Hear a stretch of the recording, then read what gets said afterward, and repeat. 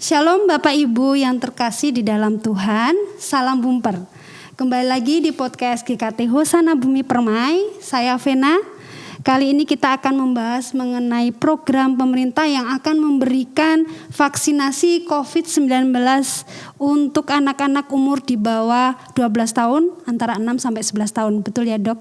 Ya, bersama saya narasumber kita Dr. Tony. Bagaimana kabarnya, Dok? Puji Tuhan, kabar baik. Ya. Semoga sehat semua. Ya, terima kasih. Beliau adalah dokter spesialis anak dan beliau akan menolong kita semua untuk bisa menjawab ya pertanyaan mungkin yang dan ketakutan orang tua ya mengenai hal ini, Dok. Nah, oke, baik Dok. Sebelum pertanyaan inti, mungkin saya akan mengajukan dulu beberapa pertanyaan. Yang pertama, menurut dokter, bagaimana perkembangan COVID-19 ini di Surabaya?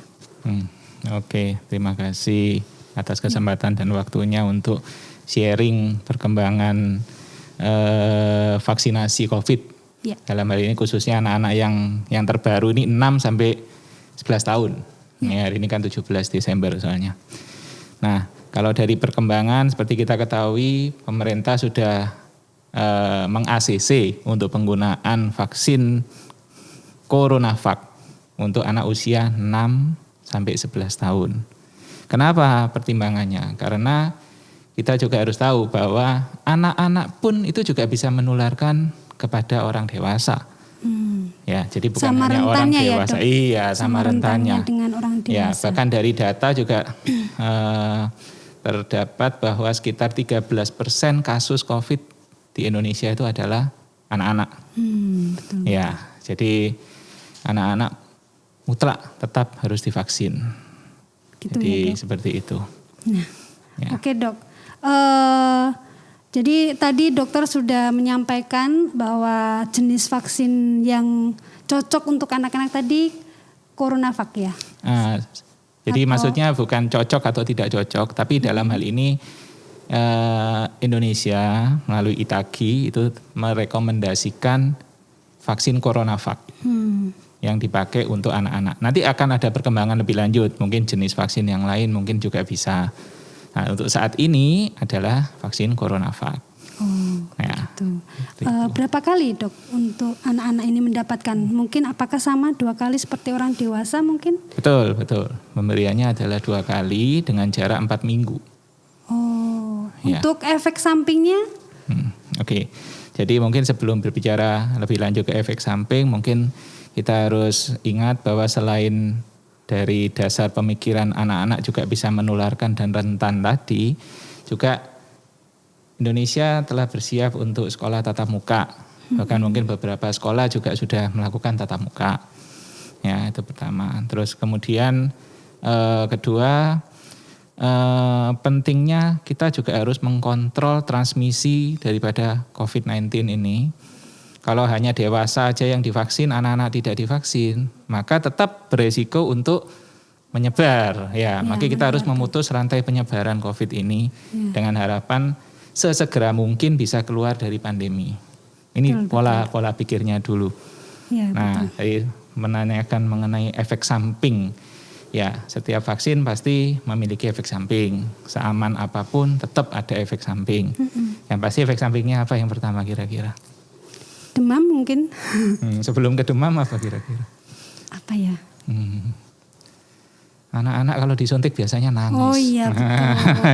Itu juga efek samping samping ringan. Ya, hari ini saya sakit. Ya namanya jarum disuntikan ya pasti ada rasa sakit. Ya, kemudian kedua bisa juga ada reaksi. Istilahnya jarum disuntikan kadang-kadang juga ada pembengkakan di area tempat suntikan. Kadang-kadang bisa terjadi seperti itu. Ya, kalau lebih lanjut bisa seperti yang tadi Bu Vena katakan, demam, kadang-kadang bisa seperti itu. Dan efek samping itu semua saya kira sudah diteliti oleh tim Kemenkes bahwa vaksin-vaksin yang telah di ACC itu memiliki efek samping yang relatif kecil dan aman ya Dok. Tidak perlu khawatir. Mereka sudah melakukan penelitian jauh-jauh hari sebelumnya. Kira seperti itu yang sering muncul seperti itu. Ya memang sih Dok, kalau kita melihat di sekolah-sekolah negeri juga swasta juga mereka sudah mau melakukan pembelajaran tatap muka. Nah mungkin orang tua mungkin juga khawatir seperti itu ya dok. Pantas khawatir itu pantas. Iya. Nah mungkin bisa diberikan pesan gitu dok untuk para orang tua. Kira-kira apa saja yang bisa dipersiapkan mereka ketika mereka nanti anak-anaknya masuk sekolah. Seperti itu dok. Oke. Jadi mungkin sebelum masuk sekolah ya tetap ya. Jadi vaksin adalah bukan segalanya. Tapi vaksin adalah salah satu upaya tadi untuk memutus rantai daripada COVID itu sendiri. Kemudian membentuk namanya herd immunity di masyarakat. Nah, dan ketiga jangan lupa selain vaksin kita harus tetap prokes. Jadi bukan kesehatan. Berarti setelah vaksin sembarangan begitu ya nanti tidak jadi memutus rantai. Nanti menyambung kembali rantai yang dikhawatirkan seperti itu tentunya. Nah kemudian kedua yang harus diperhatikan adalah kondisi-kondisi apa saja yang boleh dan tidak boleh vaksin. Mungkin yang perlu diperhatikan seperti itu. Jadi sesuai rekomendasi dari Ikatan Dokter Anak Indonesia terbaru 16 Desember kemarin bahwa ada hal yang menjadi kontraindikasi mutlak anak tidak boleh vaksin. Yang pertama adalah anak dengan sindrom namanya Guillain-Barré syndrome. Nah, itu adalah suatu sindrom di mana anak itu dia terganggu sistem nafasnya sehingga ketika dia menerima benda dari luar, ini kan vaksin kan menerima benda dari luar, itu dia akan terganggu nafasnya. Itu namanya Guillain-Barré syndrome.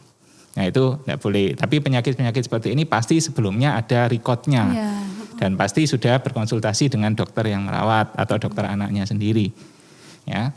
Kemudian kedua adalah anak yang dalam 7 hari terakhir itu menderita kegawatan di bidang saluran nafas.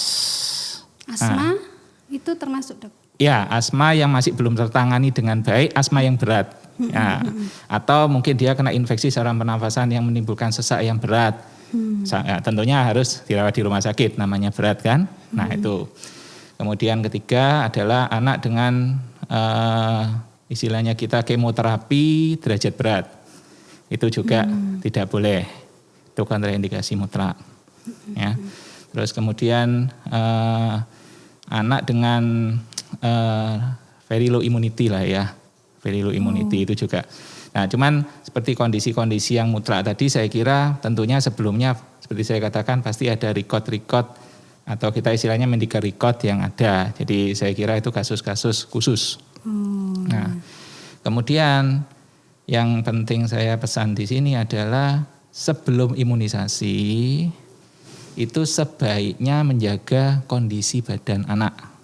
Jadi anak itu sebaiknya sebelum imunisasi jangan pergi jauh-jauh, ya. Kemudian jangan terlalu capek atau tidurnya kontak dengan anak yang betul. Ya. Terus jangan lupa makan sebelum imunisasi. Kalau pagi ya sarapan dulu, kalau siang ya makan siang dulu. Nah, supaya pada saat mendapatkan imunisasi kondisi benar-benar pada saat imunisasi yang prima.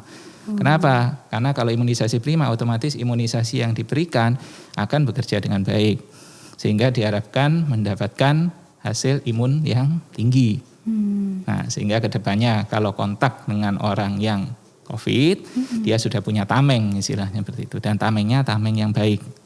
Seperti itu. Ya, ya. Jadi itu sebelum vaksin sebaiknya harus dipersiapkan. Gitu. Durasi jangka dalam vaksinasi pertama dan vaksinasi kedua, apakah sama dengan orang dewasa dok? Sama, 4 minggu. Ya, 4 minggu ya? 4 minggu, betul. Oke, ya. Nah, kalau menurut pendapat dokter sendiri mengenai PTM tatap muka, pembelajaran tatap muka ini setuju atau bagaimana dok? Ya, jadi ya namanya kondisi online itu kan tidak mungkin selamanya. Ya, betul. Ya, meskipun seberapa maju pun teknologi tetap kita harus lihat dari sisi saya dokter anak itu kan butuh namanya tumbuh dan berkembang. Oke. Mungkin tumbuhnya kalau di rumah online mungkin anak sekarang gendut-gendut ya. Yang dulu kurus-kurus sekarang gendut-gendut semua, obesity semua ya. Berat badannya yang tadi iya, waktunya sekolah kadang juga makan ya, beberapa yang dikeluhkan guru seperti itu. Jadi kalau dari pertumbuhan mungkin, tapi dari perkembangan banyak problem. Pasti banyak problem. Kan bisa dibayangin anak playgroup, anak TK, anak SD aja yang harusnya bersosialisasi dengan temannya, ini sekarang di rumah. Gimana? Yang pasti dari sisi sosialisasi sudah jelek. Pasti. Terus kedua, ketergantungan juga pasti, atau dependency, itu pasti juga tinggi. Jadi kadar independennya mereka akan turun. Itu juga sudah pasti. Terus ketiga, masalah-masalah yang lain, yang medis seperti mata, lihat terus namanya gadget iya. Ya, radiasi efeknya sekian, bagaimana? Banyak problem post Covid, post online pasti banyak problem. Tidak mungkin tidak. Ya, jadi kalau tanya saya apakah sebaiknya segera bisa tatap muka, tidak, ya tentunya semua mengatakan iya. Cuman ya kembali lagi, untuk itu kita harus segera mengakhiri yang namanya pandemi. Dengan cara salah satunya yang topik yang kita bahas hari ini, yaitu imunisasi. Dan tentunya setelah itu harus diikuti dengan prokes sambil kita lihat perkembangan. Jadi tidak perlu takut ya dokternya. Kita kadang-kadang orang tua itu pikirannya sudah kemana-mana. Aduh nanti bagaimana kalau vaksinasi anak saya, efek sampingnya bagaimana. Mungkin dengan podcast ini kita bisa tahu ya, supaya orang tua juga boleh menyikapinya dengan bijak seperti itu. Terus Bapak Ibu atau saudara-saudara juga sekarang kan medsos juga banyak, tapi harus disaring. Dalam hal ini kalau kita dokter anak punya wadah namanya Ikatan Dokter Anak Indonesia. Di sana ada websitenya juga bisa dilihat yang resmi ya toh. Terus kemudian dari Kemenkes RI juga ada. Dan mereka ini sudah melakukan penelitian sebelum melakukan sesuatu keputusan.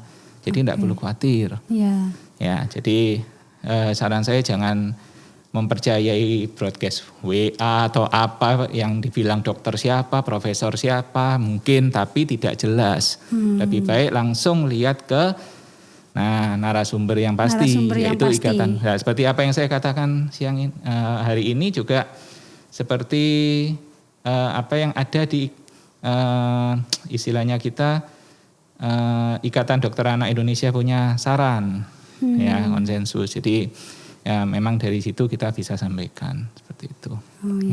Kita bisa sampaikan ke dokter yang lebih kompeten gitu ya dok, daripada kita mendengar atau mendapatkan broadcast WhatsApp yang menakutkan. Betul. Ya? Jadi bisa di-download itu di www.idai.co.id. Oke. Berarti kalau pembelajaran tatap muka di sekolahan sudah bisa dimulai untuk anak-anak yang sekolah minggu yang di gereja, itu seharusnya juga sudah bisa ya dok, untuk seharusnya juga bisa. Supaya juga bisa. Sosialisasi anak masing-masing anak itu bisa terjalin dengan baik ya dok. Betul. Ya betul. Ya dok. Kalau di sekolah minggu ini kita banyak sekali golongan dari yang balita sampai yang pra-remaja. Kira-kira untuk mengarrange mereka bisa mengikuti ibadah itu apakah perlu kita minggu ini pra-remaja, minggu ini balita atau bagaimana dok? Ya, oke. Ya memang kalau untuk mengarrange kapan anak-anak yang usia sekian bisa masuk, ya itu memang bervariasi. Memang kalau dari saya pribadi sih, kita bisa mencontoh pemerintah. Jadi pemerintah itu sebenarnya memberi contoh, jadi anak itu, ini cerita yang agak di luar konteks vaksin ya. Jadi pertama mereka masukkan dulu anak yang umur besar dulu, anak SMA. Masuk sekolah dulu, tadinya dicoba dengan hybrid istilahnya. Mungkin seminggu masuk sekali, 2 kali dulu, lantas dicoba seminggu 3 kali, 4 kali yang langsung bisa full. Gitu. Nah, tentunya mereka juga sudah mendapatkan vaksin kan, yang SMA, terus kemudian turun ke SMP. Nah sekarang turun ke anak SD 6-11 tahun. Mungkin gak lama lagi juga anak yang di bawah 6 mungkin 3 sampai 5 atau berapa, kita juga nggak tahu. Berarti ada ini dok, ada rencana vaksinasi untuk anak di bawah 6 tahun ya? Pasti.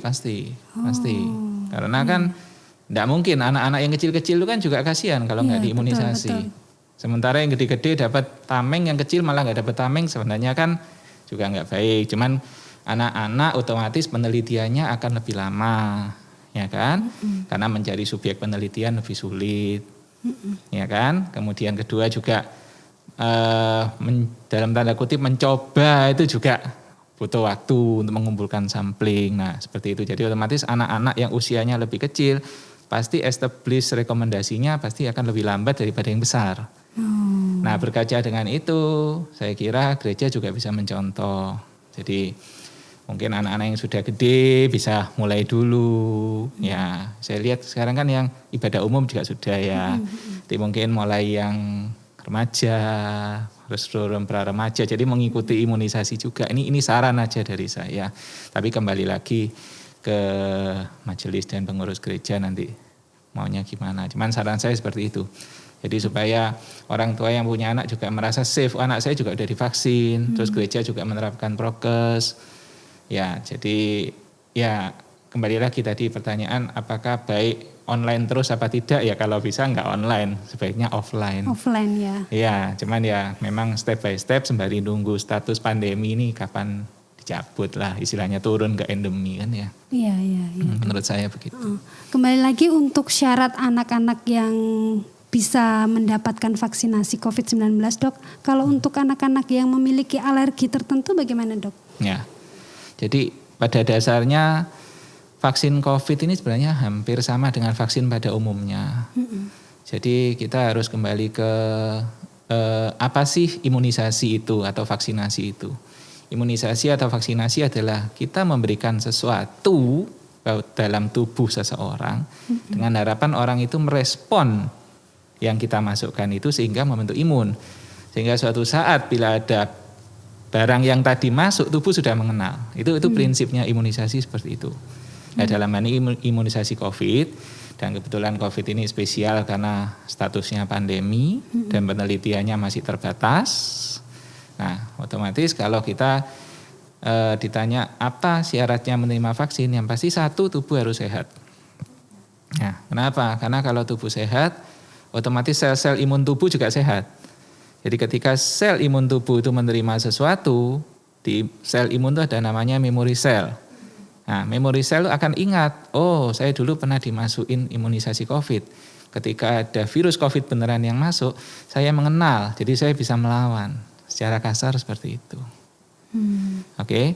Terus kedua, ya seperti saya katakan tadi, anak tidak memiliki kontraindikasi mutlak seperti yang direkomendasi oleh Ikatan Dokter Anak. Nah itu nanti kalau memang butuh rekomendasinya secara detail nanti saya bisa kasih, nggak masalah.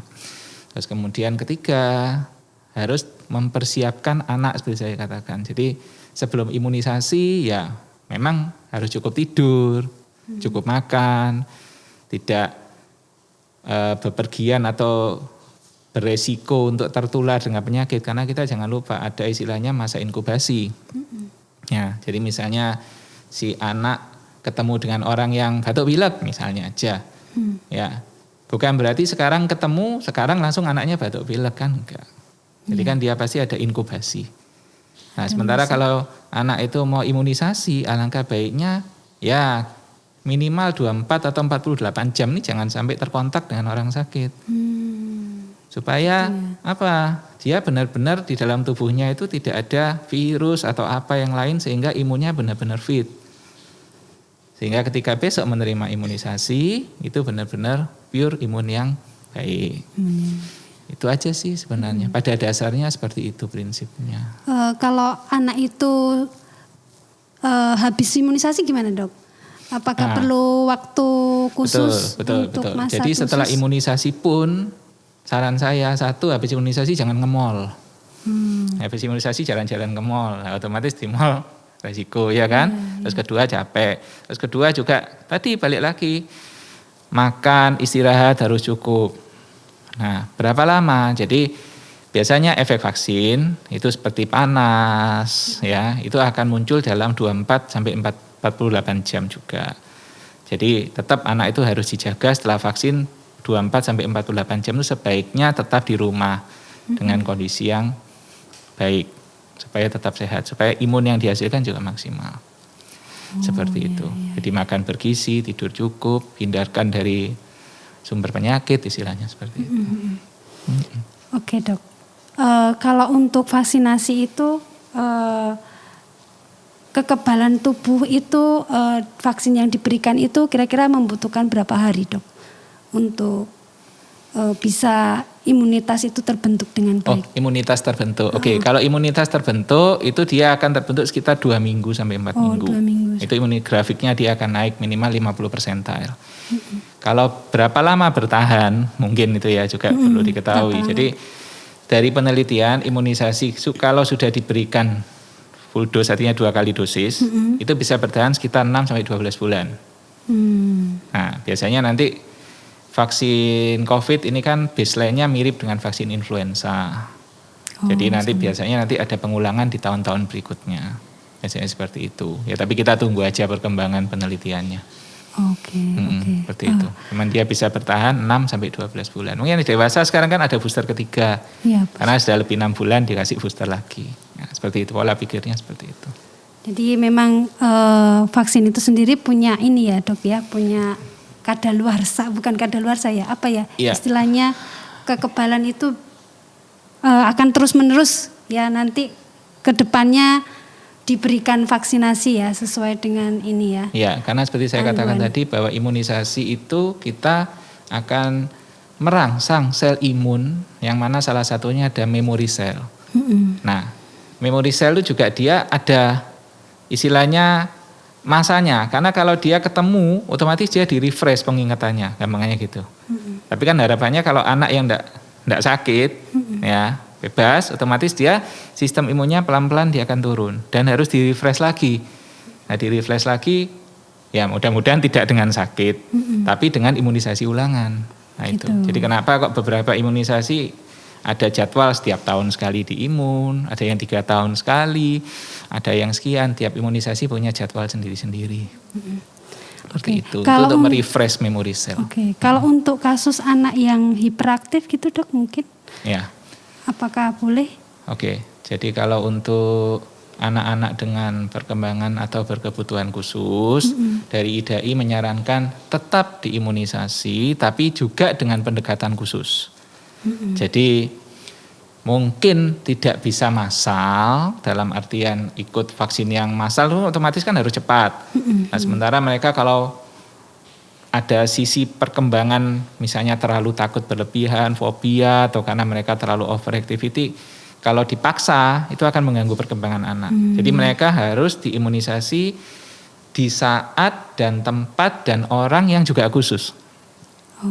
Gitu ya. Jadi sesuai rekomend dari IDAI juga bahwa nanti akan ada tempat dan masa untuk anak-anak ini seperti itu. Jadi mungkin petugas akan mendatangi misalnya aja suatu panti yang menangani anak berkebutuhan khusus. Jadi mereka pendekatannya akan berbeda. Jadi tidak langsung cepat cas-cus gitu, tidak bisa. Karena menyangkut perkembangannya mereka.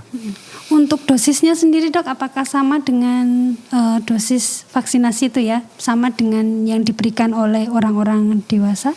Ya, jadi dosis untuk yang 6-11 tahun ini, IDAI merekomendasikan dengan CoronaVac dosis 0,5 ml atau setara 3 mikrogram. Ya, jadi itu sudah dipersiapkan. Jadi ketika Bapak Ibu membawa anak-anaknya yang usia sekian ke puskesmas atau mungkin di sekolah ada program imunisasi, itu jangan khawatir karena mereka sudah mendapatkan petunjuk yang sama.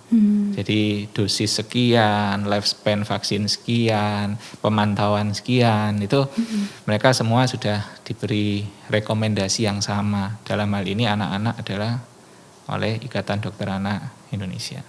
Oke, dok. Ya, terima kasih banyak dok untuk hari ini. Mungkin bisa menolong kita orang tua ya untuk lebih bijak ya menyingkapi program pemerintah ini mengenai vaksinasi anak di umur 6 sampai 11 tahun. Terima kasih Dok untuk hari ini.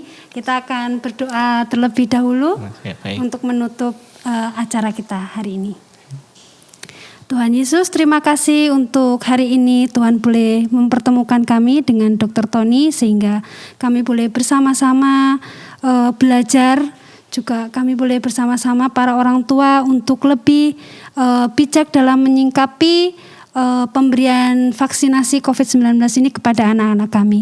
Kami yakin dan percaya Tuhan boleh menolong anak-anak dan Tuhan sendiri yang akan memberikan hikmat kepada orang tua untuk kami boleh bersama-sama mematahkan rantai COVID-19 ini bersama dengan pemerintah. Terima kasih Tuhan, terpujilah Engkau, di dalam nama Tuhan Yesus kami berdoa dan mengucap syukur. Amin.